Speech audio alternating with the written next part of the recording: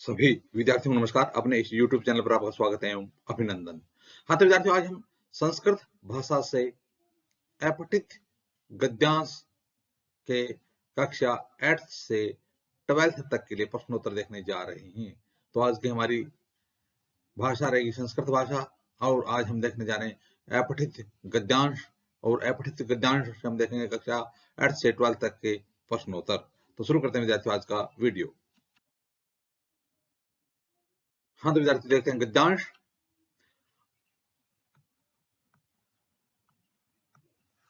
अधोलिखितं गद्यांशं पठित्वा गद्यांश आधारित प्रश्नान् उत्तरपुस्तिकायां उत्तर अधोलिखितम नीचे लिखे गए गद्यांश को पठित्वा पढ़ करके, नीचे लिखे गद्यांश को पढ़ करके गद्यांश आधारित प्रश्नान् गद्यांश आधारित प्रश्नों के उत्तर पुस्तिका में उत्तर लिखो। तो गद्यांश को पढ़ो और पढ़ करके और उत्तर पुस्तिका में गद्यांश पर आधारित प्रश्नों के उत्तर लिखने हैं। सताम आचारः सदाचारः इति कथ्यते। सताम सज्जनों का, आचारः आचरण, सदाचारः सदाचार इति इस प्रकार से कथ्यते कहा जाता है। जो सज्जनों का आचरण होता है वो सदाचार कहलाता है।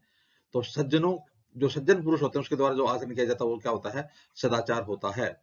सज्जना यथा आचरन्ति तथैव आचरण सदाचारो भवति। सज्जन यथा जैसा आचरन्ति आचरण करते हैं, तथा एव वैसा ही आचरण सदाचारो सदाचार भवति होता है। सज्जन जैसा आचरण करते हैं वैसा ही आचरण सदाचार होता है। तो यहां पर हम देखेंगे सज्जना, तो यहां पर यानी बहुवचन सज्जना, सज्जन यथा आचरन्ति जैसा आचरण करते हैं, तो यहाँ पर यह धातु है, यह बहुवचन होने के कारण करता बहुवचन की धातु है आचरन्ति। तथैव आचरण सदाचारो भवति, यहाँ पर सदाचार होता है आचरण, यानी वैसा ही आचरण सदाचार होता है।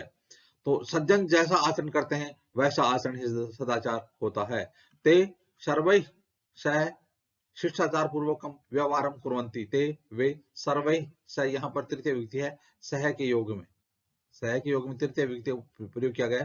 ते सर्वैः सह शिष्टाचार पूर्वकम व्यवहार कुर्वन्ति, वे सभी के साथ शिष्टाचार पूर्वक व्यवहार करते हैं। तो यहाँ पर ते किसके लिए आया है? सज्जन, यहाँ पर सज्जनों के लिए आया है ते, यह सर्वनाम है ना, ते सर्वनाम, यह संज्ञा क्या है? सज्जना, इसके लिए आया है। तो यानी सज्जन सभी के साथ शिष्टाचार पूर्वक व्यवहार करते हैं। सदाचार से सत्या एव, यहाँ पर हम देखेंगे तो सदाचार से सत्या एव, तो यहाँ पर यदि आप देखोगे तो सत्या धन एव वृद्धि संधि वे, सत्या सत्ता से ही, यानी सत्ता अकारांत स्त्रीलिंग है। तो सदाचार से सत्ता एव सत्या एव, सदाचार की सत्ता से ही संसार में जन आदमी उन्नति क्रोति करता है। तो सदाचार की सत्ता से ही संसार में मनुष्य उन्नति करता है। सदाचारेण एव, देखो सदाचारेण एव, सदाचारेण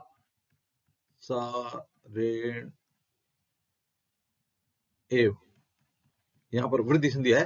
तो सदाचार से ही, सदाचारेण एव, सदाचारेण सत आचार आचारेण एव, सदाचारेण एव शरीरम शरीर परिपुष्टम भवति, परिपुष्ट होता है, सदाचार से ही शरीर परिपुष्ट होता है। सदाचारेण बुद्धि वर्धते, सदाचार से ही बुद्धि वर्धते, बुद्धि बढ़ती है, यानी सदाचार से बुद्धि बढ़ती है। सदाचारिण सर्वत्र आदरम लभन्ते, सदाचारी होते हैं वो सभी जगह आदर लभन्ते प्राप्त करते हैं, यानी सदाचारी होते हैं उनको सभी जगह आदर प्राप्त होता है। अतएव इसलिए पूर्वे महर्षि भी आचार्य परमो धर्म इत्युक्तम। अतएव इसलिए पूर्वे महर्षि भी, पूर्व महर्षियों के द्वारा, यानी महर्षि भी, यहाँ पर जो विशेष है उसी के अनुसार विशेषण का प्रयोग किया गया है। तो पूर्व महर्षि भी आचार्य परमो धर्म इत्युक्तम, पूर्व महर्षियों के द्वारा आचार को परम धर्म, सबसे बड़ा धर्म इत्युक्तम कहा गया है। तो अच्छे आचरण को ही सबसे बड़ा धर्म कहा गया है।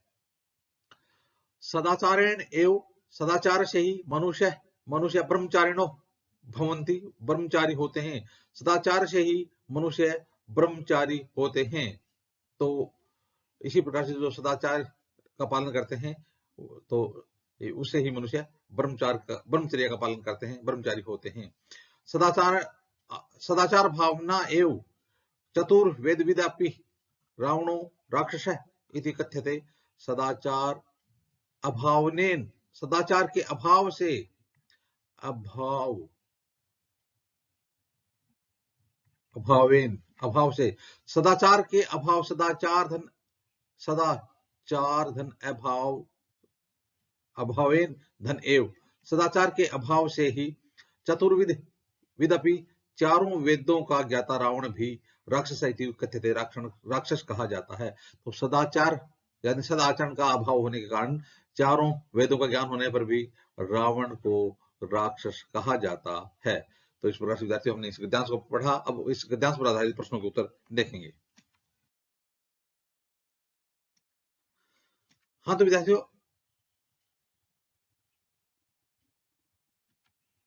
पहला प्रश्न है एक पदेन उतरता है, एक पद में उत्तर देना है, एक पदेन उतरता है, एक पद में उत्तर देना है।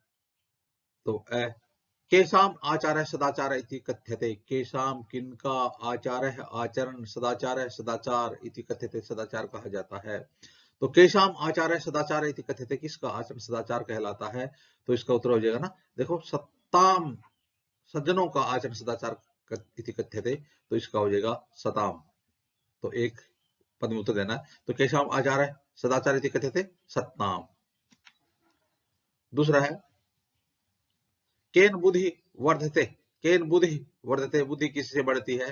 तो देखना, सदाचारेण बुद्धि वर्धते, सदाचारेण बुद्धि वर्धते, सदाचार से बुद्धि बढ़ती है। तो इसका उत्तर हो जाएगा सदाचारेण बुद्धि वर्धते।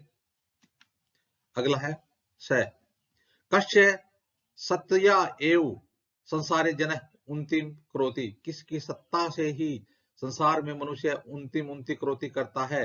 तो लिखा ना, सदाचारस्य सत्या एव संसारे जन उन्नतिम करोति। तो इसका उत्तर हो जाएगा सदाचारस्य, सदाचार की सत्ता से ही मनुष्य संसार में उन्नति करता है। अगला प्रश्न है महर्षि भी आचार्य कीदृशो धर्म कथित है, महर्षि भी, महर्षियों के द्वारा आचार को, सदाचार को कीदृशो धर्म कथित है, कैसा धर्म कहा गया है?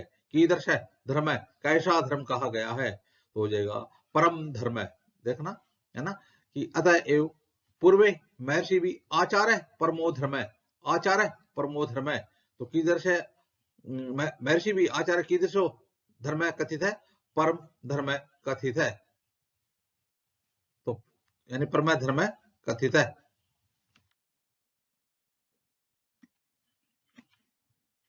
हाँ तो विद्यार्थियों, अगला प्रश्न है पूर्ण वाक्य उत्तर, पूरे वाक्य में उत्तर देना है। अब आपको पूरे वाक्य में उत्तर देना है।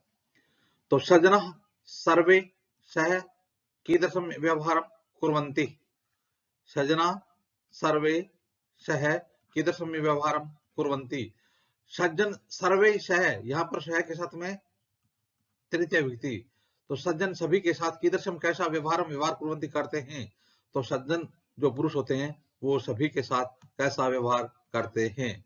तो देखिए हो जाएगा सज्जनः सर्वे सह शिष्टाचार पूर्वक व्यवहार कुर्वन्ति, सज्जन सभी के साथ शिष्टाचार पूर्वक व्यवहार करते हैं।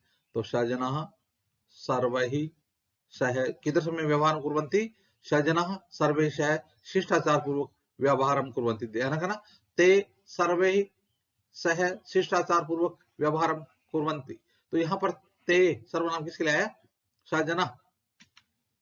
अगला है के सर्वत्र आदरम लभन्ते, के कौन सर्वत्र सभी जगह आदर लभन्ते प्राप्त करते हैं, यानी कौन सभी जगह आदर पाते हैं। तो हो जाएगा सदाचारिण सर्वत्र आदरम लभन्ते, यानी देखा ना, सदाचारिण है सर्वत्र आदरम लभन्ते, यानी हमारे जो गद्यांश उसमें लिखा है कि सदाचारी सभी जगह आदर पाते हैं। तो सदाचारिण सर्वत्र आदरम लभन्ते।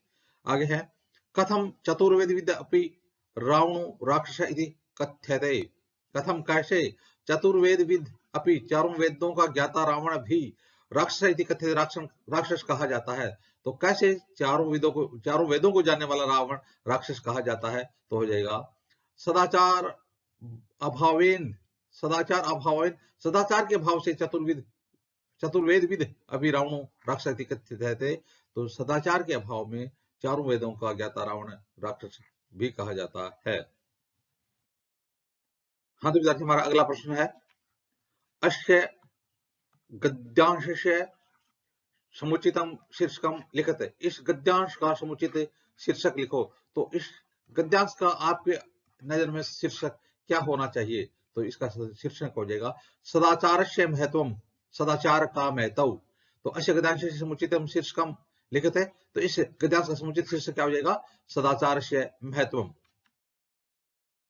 हाँ तो विद्यार्थियों, अगला प्रश्न है, भाषिक कार्यम। अब हम भाषिक कार्य देखने जा रहे हैं। तो क्या है भाषिक कार्य देखना? वर्धते इति क्रियापदस्य गद्यांशे कर्तृपदम किम अस्ति?